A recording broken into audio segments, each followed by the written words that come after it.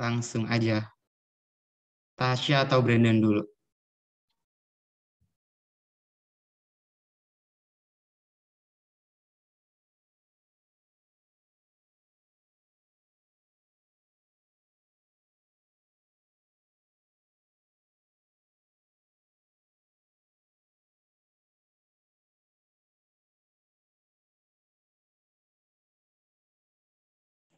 Oke, tunggu bentar ya.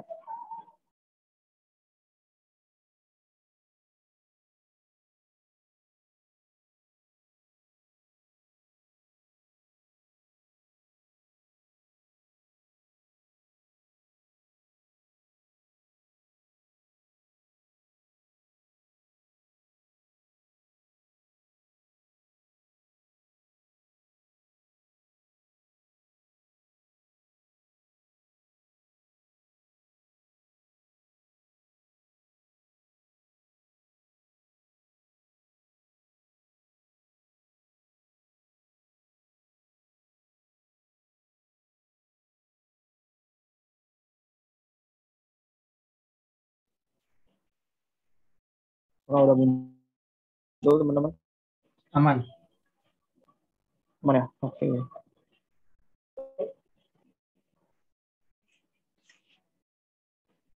Jadi untuk progres yang ketiga ini itu secara umum topiknya itu adalah penulangan plat sama penulangan geser kolom. Nah, mana? Masih di bawah. Nah ini. Jadi aku akan bahas penulangan geser kolom dulu. Jadi yang pertama langkah-langkahnya itu kalian ambil data dari etap sekalian yaitu VU. VU di kolom tentunya ya. Jangan kebalik. Kemudian kalian tentukan VN yaitu VU dibagi Pi. Kemudian ambil juga gaya aksial yang terjadi di kolom itu, di kolom yang kalian tinjau. Karena gaya aksial nanti akan mempengaruhi nilai VC. Terus lambdanya karena kita pakai beton normal itu lambdanya 1. Kemudian dari data kolom kalian hitung luas penampang grossnya atau AG. Lalu D-nya juga sama. D-nya itu pakai yang jarak dari saat tekan ke atas ke tulangan ke bawah. Habis itu kita kan udah punya VN, lalu kita mau tahu besarnya VS. Nah, kita itu pakai ini VC dulu. Jadi tahanan geser yang dipikul oleh beton itu dihitung pakai rumus ini. Ini ada di SNI juga rumusnya. Lalu dicek apakah VN lebih dari VC per 2. Kalau misalkan kalian dapat nanti di etap sekalian itu VN-nya kecil, dalam artian kecil adalah kurang dari VC per 2, itu gunakan sengkangnya itu sebagai pengikat aja. Nah, jadi syarat untuk sengkang sebagai pengikat itu di sini, di spasi minimum. Jadi syarat spasi minimum ini adalah kalau sengkang kalian, kalau gaya geser kalian kecil dan VN-nya kurang dari VC per 2. Kalau misalnya VN-nya besar, lebih dari VC per 2, maka gunakan rumus yang sama dengan seperti kalian ngitung tulangan geser di balok. Kemudian dari yang udah kalian hitung spasinya tadi, kalian ambil yang terkecil, kemudian dibulatkan ke 50 mm yang terdekat. Kayak gitu aja sih kurang lebih. Nah ini contohnya untuk tabel perhitungannya. Jadi kalian hitung tiga jenis kolom. Yang pertama tuh kolom ujung, kolom sudut maksudnya. Kemudian kolom eksterior, sama kolom interior.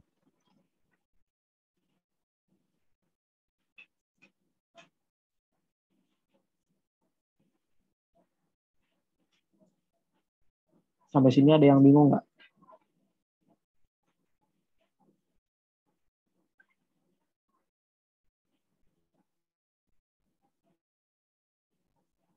Aman nggak? Aman ya? Oke. Next, tulangan pelat. Siapa yang mau lanjut?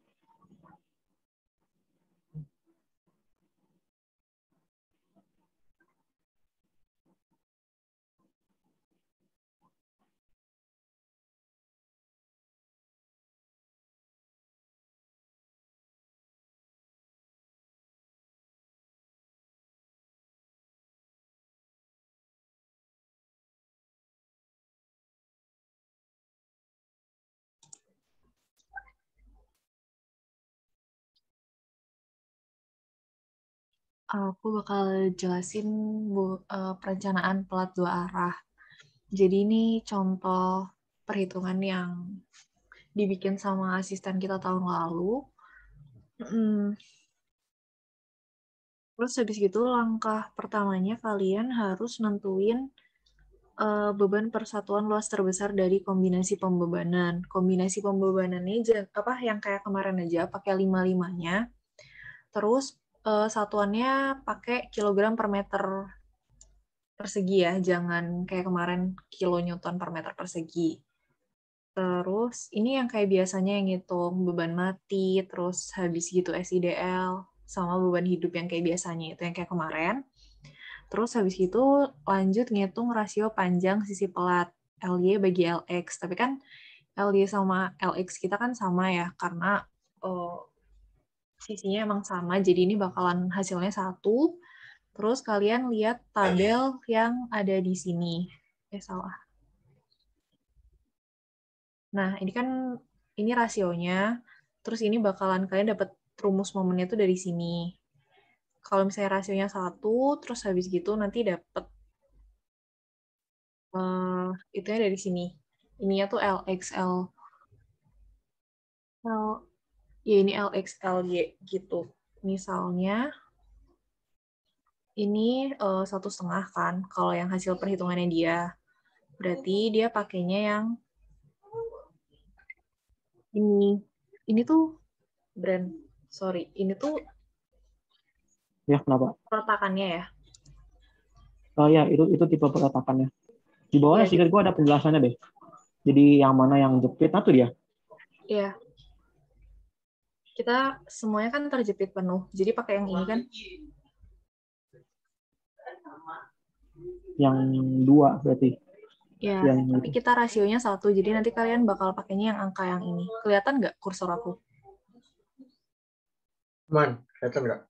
Oke, jadi nanti bakal pakainya yang ini kalau kalian. Terus habis itu kalian ngitung satu-satu nih si MTX, MLX, MTY sama MLY-nya. Itu pakai rumus yang ada di tabel itu tadi. Terus habis itu kalian perlu nentuin kayak selimut betonnya dan lain-lain. Itu tuh ada di sini tabelnya. Kayak tebal selimutnya berapa tergantung tulangannya.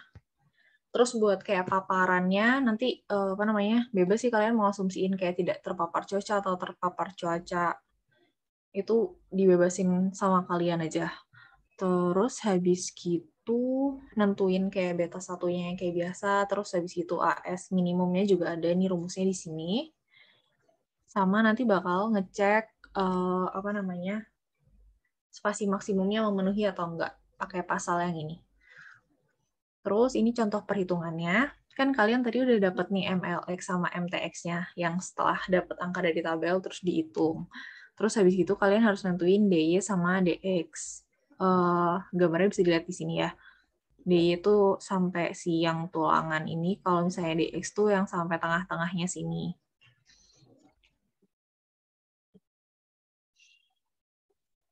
Terus habis itu kalian ngitung DX sama DX DY-nya tergantung tinjauan kalian. Jadi nanti perhitungannya bakal ada tulangan lapangan arah XY sama tulangan tumpuan arah XY. Terus habis itu kalian nentuin AS pakai rumus yang ada di sini. Terus nentuin luas tulangan minimumnya. Terus nanti ngecek AS yang udah kalian hitung ini sesuai memenuhi syarat tulangan minimum atau enggak. Kalau udah oke, berarti boleh lanjut. Nentuin jumlah tulangan longitudinalnya. Rumusnya tuh si AS yang udah kalian hitung ini dibagi 1/4 pi D kuadrat. D-nya kalian yang tentuin sendiri. Terus habis gitu kalian ngitung AS desain biasa. Kalau misalnya kalian nemu jumlah ini 5, berarti 5 D10, terus dihitung aja luas tulangannya berapa.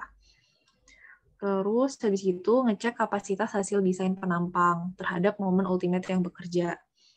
Rumus yang MN-nya kayak gini, terus habis itu dibandingin sama MU. Kalau misalnya dia lebih besar daripada MU, berarti udah oke. Dia sanggup, pokoknya kapasitasnya udah sesuai lah, cocok gitu. Terus habis gitu kalian ngitung spasi dari pusat ke pusat tulangannya sepanjang 41 meter. Itu rumusnya tinggal kayak gini. Ini 1000 karena kita ngitungnya kayak sepanjang plat 1 meter. Terus dibagi jumlah tulangannya aja, jadi dapat nih space-nya berapa. Terus habis gitu, nanti kan berarti udah tuh kalian dapat konfigurasinya D10, jaraknya 200. Terus buat yang arahnya juga caranya sama, cuma beda di si momen. Terus seterusnya sama kayak yang tadi, ngitung DY, terus ngitung A, AS minimum, N, AS design, dan lain-lain. Sama kayak gini. Ada yang mau ditanyain dulu nggak? Kak, ini berarti kan kita ngitung 2 kali ya untuk 4 kali. untuk XY-nya dipisah lagi ya? Iya, tumpuan XY, lapangan XY. Jadi bakal ada 4 tabel gitu. Oh, oke. Sip. Thank you.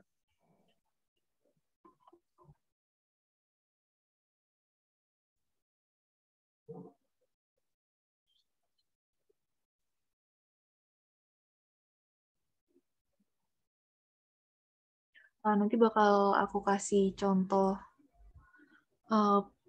tabelnya di modul asistensi aja. Nanti file ini juga bakal dikasih di Classroom. Biar mungkin kebayang gitu, tabelinnya kayak gimana.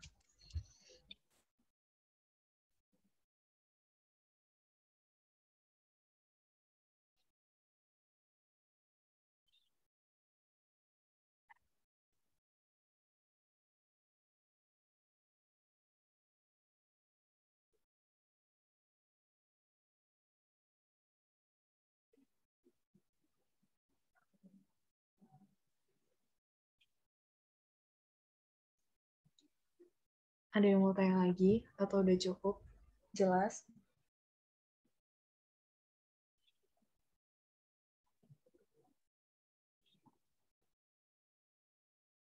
Atau Brandon sama Zaki mungkin mau nambahin?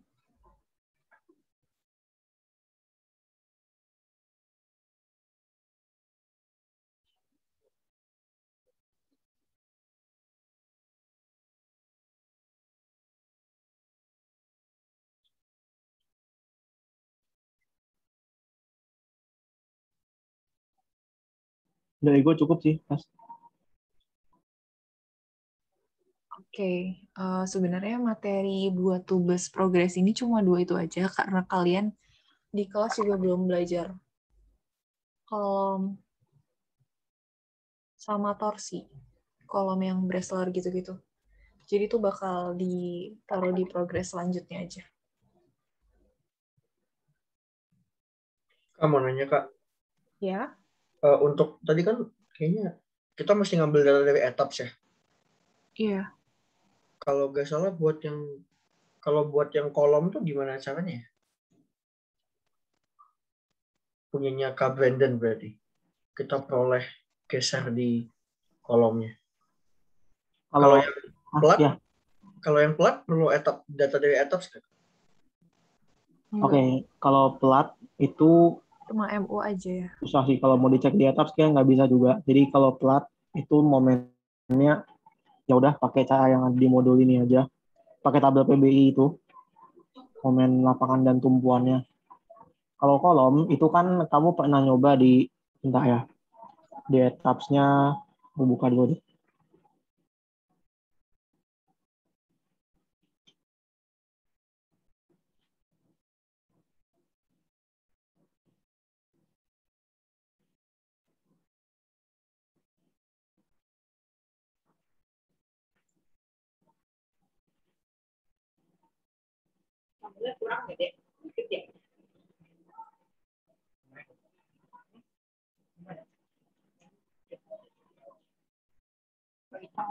Muncul nggak etapsnya BTW? Aman nggak? Oke, muncul ya. Sip. Sebentar.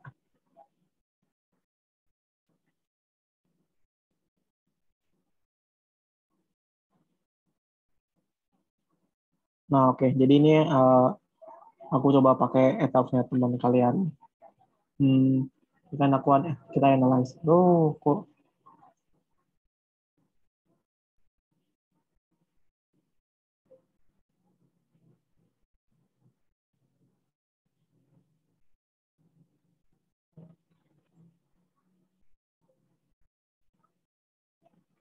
gimana ini?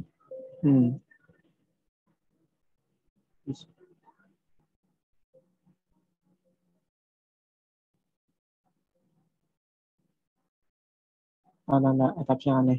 Tunggu.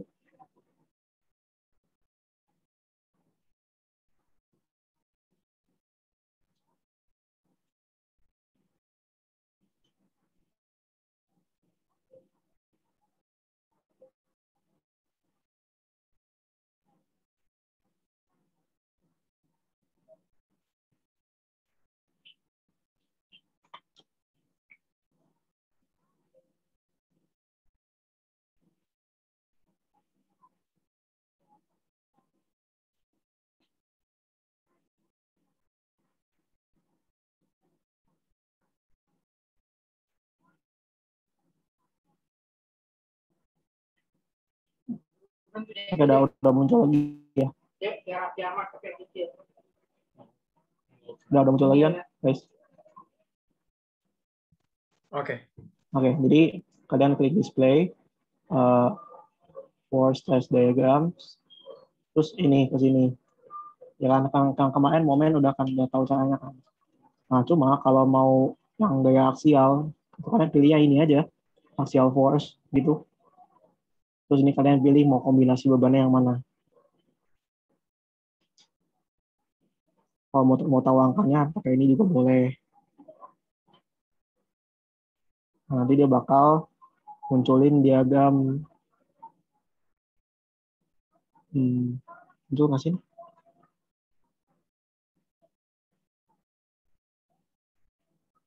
Kok kagak muncul sih?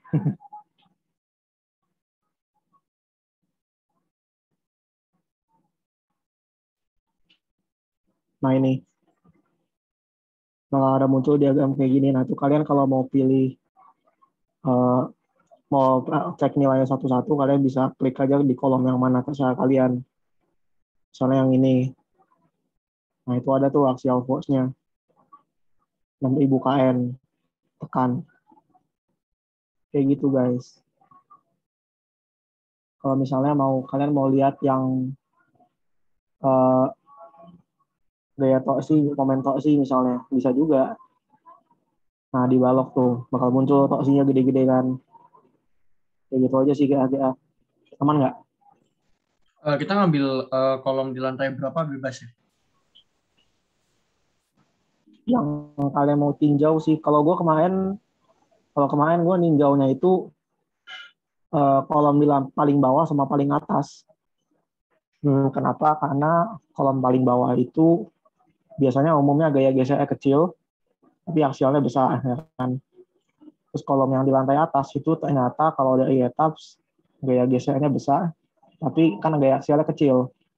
Nah, jadi gue tinjau kondisi ekstrimnya di situ, baru gue tentuin apakah harus dianalisis lebih lanjut atau enggak. Kayak gitu sih. Sobat, datanya kan kita ngambil untuk interior, eksterior, sama yang ujung kan. Nah, Ya, itu gue tahun lalu BTW. Cuma kalau misalnya ini berubah kan, ya terserah kalian gitu. oh, sobat. Kan tadi kita ngambil 3 data aja. Iya. Nah, itu tuh pakainya bebas di mana gitu. Aku nggak ngerti soalnya kan kita cuma butuh interior, eksterior, sama ujung. Tapi kok ninjaunya ke Brandon ninjau di bawah sama ninjau di lantai atas gitu. Yang dipakai yang mana? Bukan yang dipakai satu aja.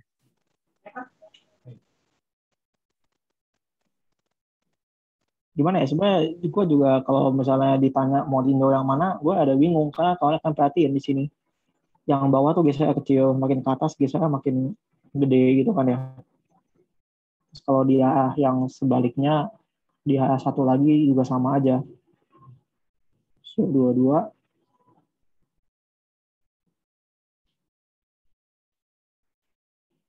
Coba kalian perhatiin yang di kolom, dia makin ke atas tuh makin besar juga gitu loh. Sebenarnya kita tahu kalau dari prelim design maupun dari hasil etap sendiri juga gaya aksial makin ke bawah kan makin gede. Ya itulah, pokoknya kalian ikutin aja modul asistensinya sih.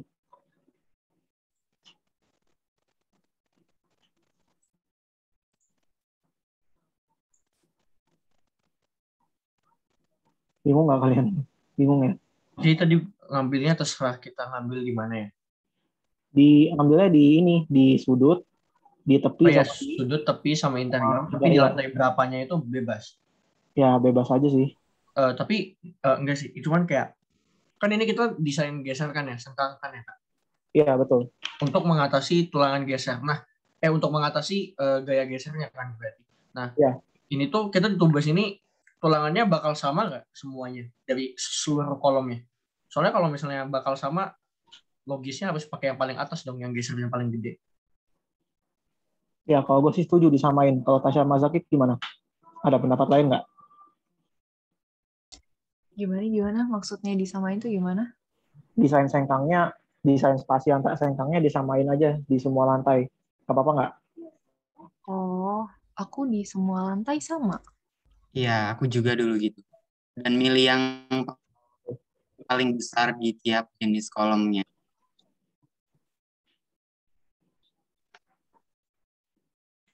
Iya, aku juga. Aku ngambil maksimum di tiap jenis kolomnya, tapi tiap lantainya sama.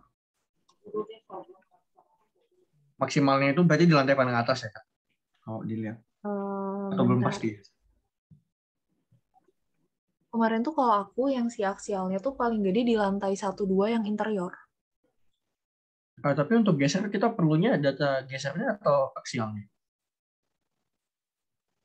Bentar.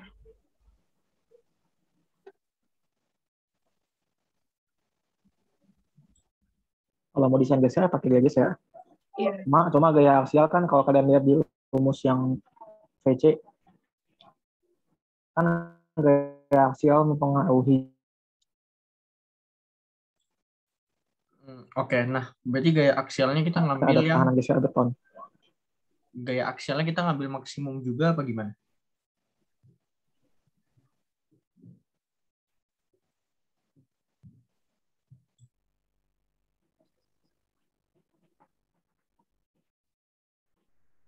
Kalau mau konservatif sih ya yang paling kecil gaya aksialnya, dia paling atas berarti kan. Sorry, sabar Kak, putus-putus. Berarti gesernya kita ambil yang maksimum di atas, terus otomatis aksialnya mengikuti kita ngambil yang paling atas juga gitu ya? Iya aksialnya yang minimum. Kalau gue sih gitu tahun lalu. Oke, sip, noted. Thank you Kak.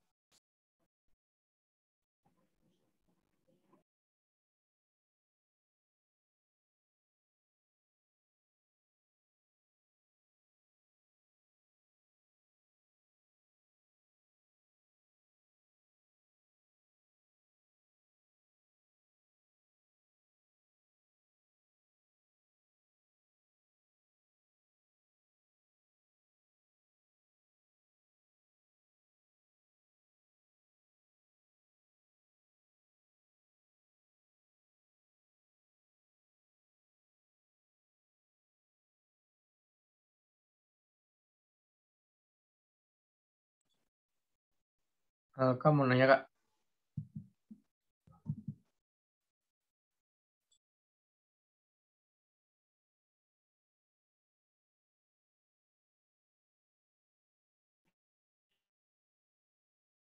Ya kenapa?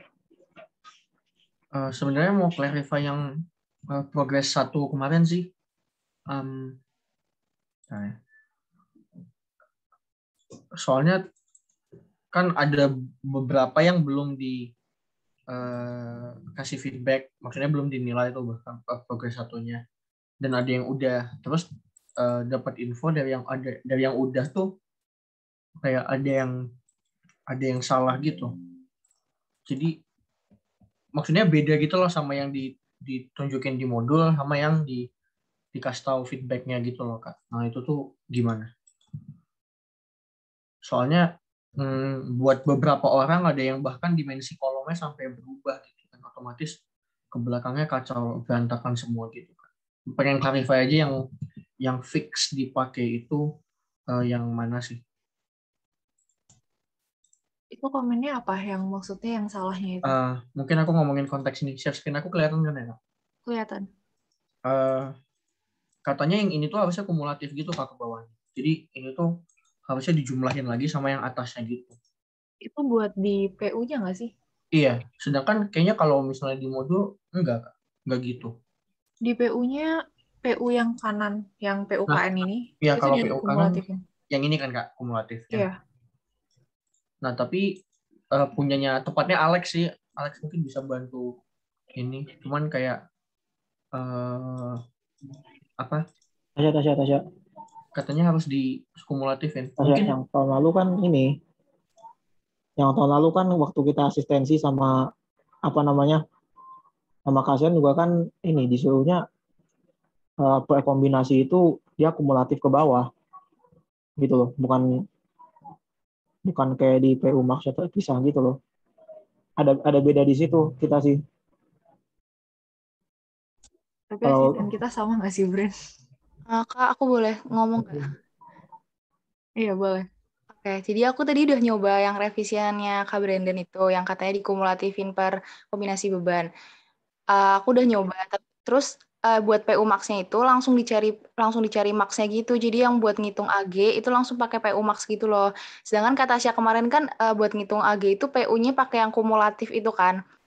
Jadi Iya. sebenarnya iya kan ya Kak? Iya, benar. Nah, jadi sebenarnya itu aku nyimpulin sih sama aja gitu. Soalnya aku udah ngitung ulang, aku udah ngerevisi rumusnya, itu udah sama sih. Tapi kalau misalnya pakai yang tadi revisiannya Kak Brandon itu, buat ngitung AG, pakainya langsung PU Max gitu. Tapi kalau misalnya pakai caranya Kak Tasya, pakainya PU yang udah dikumulatifin. Soalnya dia pas tiap kombinasi pembebanan itu nggak dikumulatifin gitu. Tapi kalau caranya Kak Brandon yang revisi itu dia tiap kombinasi ini dikumulatifin, terus nanti cari PU Max-nya. Nah, itu PU Max-nya yang dipakai buat AG gitu sih, Kak. Aku tadi sama sih ketemunya. itu dimensinya yang sama atau nilainya semua exactly the same? Dimensinya sama. Aku nggak merhatiin angkanya sih soalnya, tapi aku mikirnya sama aja sih gitu. Soalnya yang Kak Brandon itu dia ngekumulatifin per kombinasi terus nyari max-nya. Sedangkan kalau misalnya yang kata Tasya itu dia nyari max-nya dulu baru dikumulatifin terus yang kumulatif itu dipakai buat AG-nya gitu. Jadi sama sih ketemunya tadi. Maksudnya nggak yang beda jauh. Aku bahkan sama sih dimensinya. Gitu. Tapi sebenarnya aku pakai ini buat Rexstruct juga, Bren. Dan gak dikomen sama Kakos masih. Soalnya hasilnya kayaknya sama aja deh. Dimensi kita juga sama nggak sih? Nah, iya sih Kak. Kalau aku tadi ngitung pakai caranya Kak Tasya sama Kak Brandon sama sih. Nggak tahu kalau Yang Kak penting Brandon. kan PU akhirnya yang buat ngitung AG itu sama gitu. Iya, betul.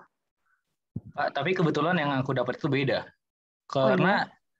kan dia kan kalau kita pakai PU Max kan berarti kita ngambil yang maksimum dari antara kelima kombinasi kan. Iya. Jadi kayak beda gitu nggak sih? Jadi kayak gimana ya? Coba aku share screen boleh nggak? Boleh. Bentar.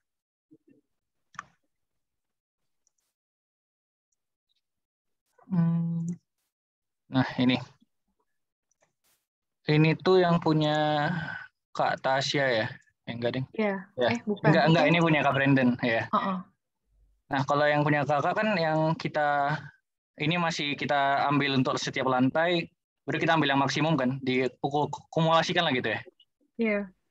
Kalau yang punya Kak Brandon, Jadi kayak kita ambil kumulasi untuk setiap kombinasi. Jadi kayak gedung itu kombinasinya sama semua gitu kan, Kak. Jadi kayak kalau 1,4D ya 1,4D lah untuk setiap lantai gitu. Nah, kalau yang ini beda gitu hasilnya, Kak. Nggak tahu kenapa. Pokoknya kayak beda lah gitu hasilnya. Dan sebenarnya emang kebetulan aku nggak ngefek. Tapi kalau yang nggak terlalu ngefek lah ke hasil akhirnya. Palingan beda-beda 2 mili gitu. Nah, bedanya kasihannya kalau yang apa sih? Kalau kolomnya yang mepet gitu. Ya Kak, soalnya ada yang kayak mepet banget, kayak dikit lagi. Misalnya itu kan 734 tuh punya si Alex yang di paling kanan bawah. Nah, ada yang 749 gitu. Otomatis kalau misalnya ternyata dibulatin ke 800, misalnya let's say lah worst case-nya gitu, etap semua ganti, progres ini semua otomatis harus ngulang ganti angka lagi. Apalagi yang udah selesai work-nya gitu kan.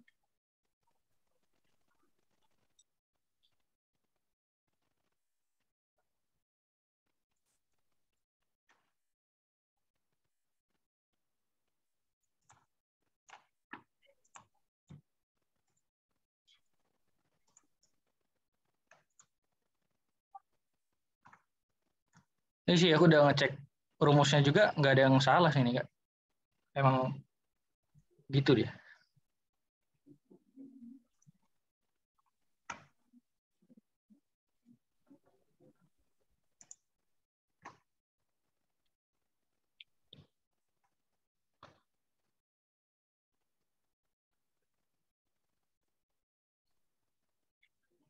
Bentar ya.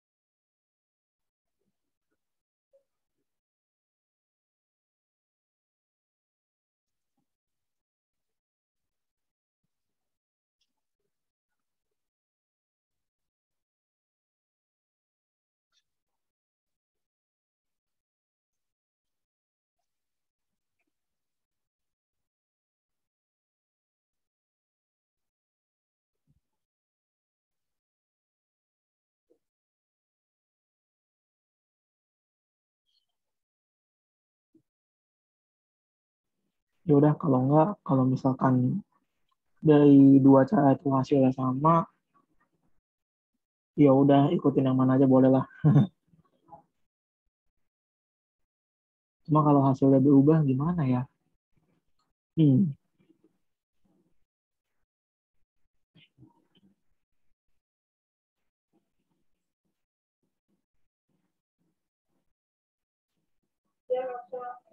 Kalau berubah kayaknya nggak apa-apa deh. Maksudnya ya udah kalau berubah nggak usah diganti gitu. Apa di atapnya nggak usah diganti. Gimana? Tapi kalau misalnya Excel-nya kita ganti dulu nggak untuk Ya, progres?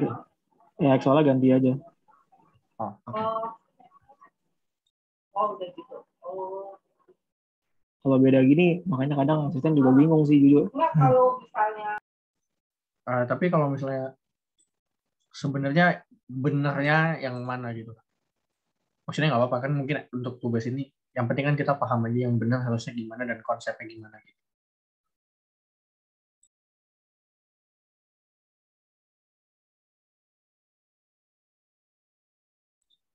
Nah, ya jadinya pakai yang mana fix? Yang benar yang mana? Soalnya yang ada tadi kan belum tahu nih.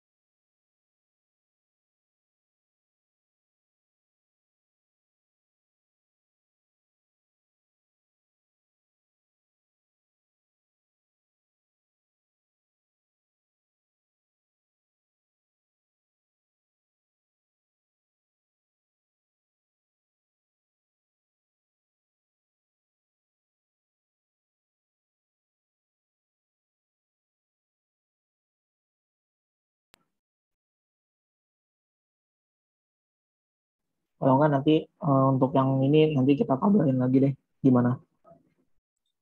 Berarti untuk progres ini kita agak perbaiki dulu ya, Kak? Ya, nggak usah dulu, nggak apa-apa deh. Kita diskusiin dulu ya sama asisten. Ada pertanyaan lain terkait yang progres ini?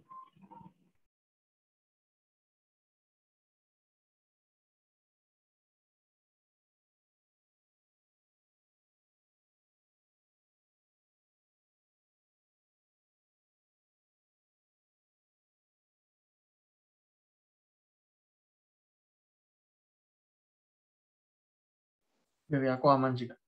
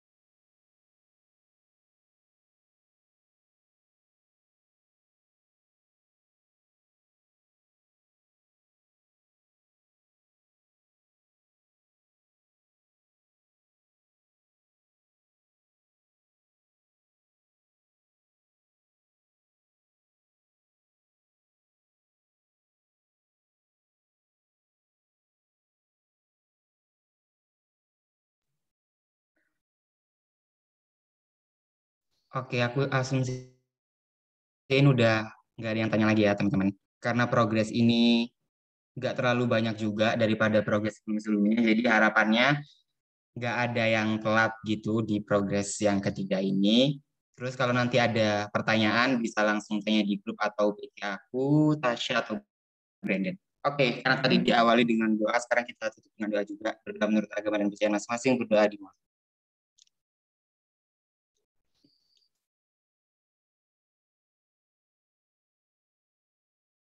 Berdoa tidak pernah selesai. Oke, sampai jumpa di pertemuan selanjutnya. Semangat. Thank you, Makasih, Kak. Kak. Makasih Kak.